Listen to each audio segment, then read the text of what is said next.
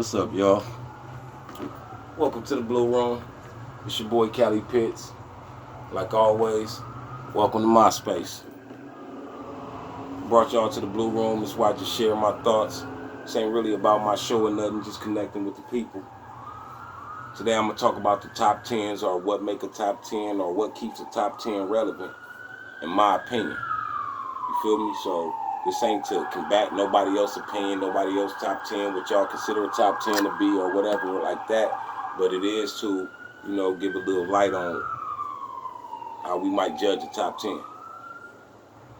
Now, I want to know if an artist in your top 10, do they remain your top 10 throughout, time?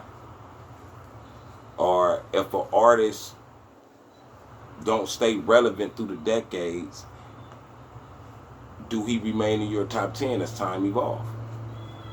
And what if an artist is still rapping? And we're going to use JayZ for example. You know what I'm saying? Say JayZ wasn't spitting his bars the same way. His raps didn't impact you the same way. Do he lose credit of being in your top 10 because he's still being a relevant rapper, but his material has got whacker? Does that hurt his ranking in the top 10? You know what I'm saying? I really don't see how it shouldn't if he's still out here competing. You know what I'm saying? But hey, tap in. Let me know what you think. And honestly, most real rappers don't really care to be in your top 10, your top 5, your top 3, because it killed me when I don't hear certain rappers.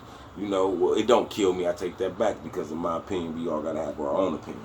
But I trip off when they be like, they name top 10s and, you got Redman and Method Man, Corrupt, all far down the ladder. Eminem, far down the ladder. And what are we judging this off of? Is we judging this off skill set?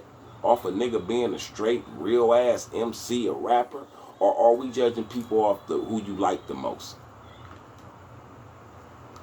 Because that's what it kind of be like. Oh, you like that person the most, And sometimes the reason you like a motherfucker ain't even really about his hip-hop talent.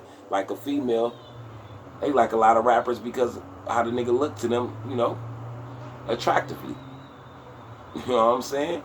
So, it ain't never really been about, with most people, what they top 10. It never been a technical thing on talking about skill set. Because when you talk about skill set, it's so many rappers from back in the days who trump a lot of people's top 10s from back in the days. And that's just facts.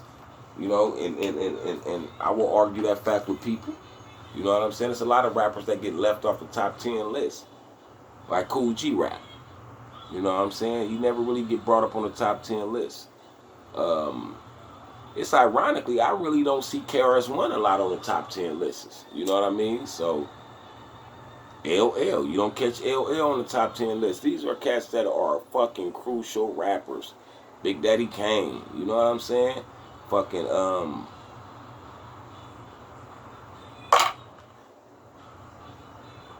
Daddy O, like, Stetson Sonic, like, y'all, you motherfuckers don't even know y'all hip-hop history. Poor Righteous Teachers, like, you know what I'm saying? Because to me, my top 10 ain't about the nigga who sold the most records.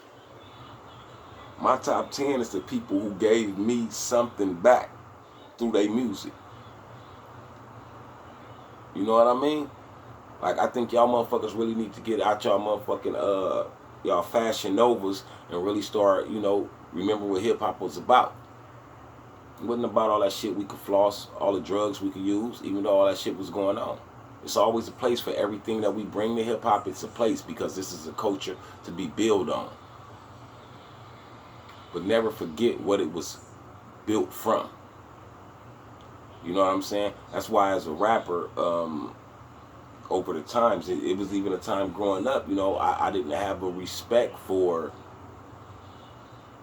I don't want to say New York, but I'm going to say New York rappers because, in the era, in the environment I came up in, that was a thing.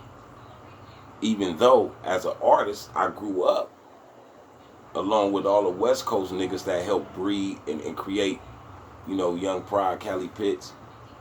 I grew up listening to a lot of East Coast artists, and not the ones a lot of people would think. You know what I mean? Not the ones that y'all found, you know, famous or whatever. I'm listening to Kwame, Special Ed, Kid and Play, Dana Dane. You know what I'm saying? I was always attracted to, you know, I'm gonna say underdogs.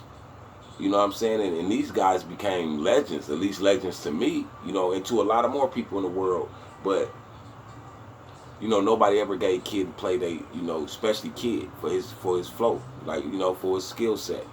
You know what I'm saying? Everybody's like, oh, play, because he was a smooth one, but Kid was the one that had that rap.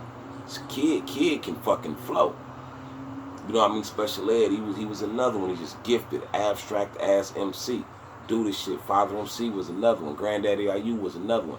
And for all you motherfuckers, you know what I'm saying? Now, I'm not that old, but I know my hip-hop history. I go back and I pay attention to this shit. I know where Jodeci came from. I know where Mary J. Blige came from. You feel me? Rex and Effect. You know what I mean? My nigga A+. You know what I mean? That boy was hard.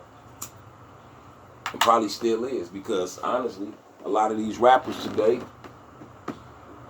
don't even, you know, vibe on the levels that we vibed on, to where it's important to them to be better than the next nigga, and not like the next nigga, but not in a competition of I'm trying to be better than you, just in a competition of that this is a sport. We looked at this shit as a rap sport, you know what I mean, before it became a rap gang. You know what I'm saying? And that's levels to this shit. And now we in the music business era. So if you ain't getting your money, if you out here complaining about what these young cats doing, they doing what they supposed to be doing. But let us be responsible for the things that we supposed to be doing. Like making sure we give them the education and the knowledge, that things that they need to know. And stop worrying about the things that they doing. We all got to reach a level where we decide to change our lives. Cali Pitts, and I'm out, y'all. The Bleew Room.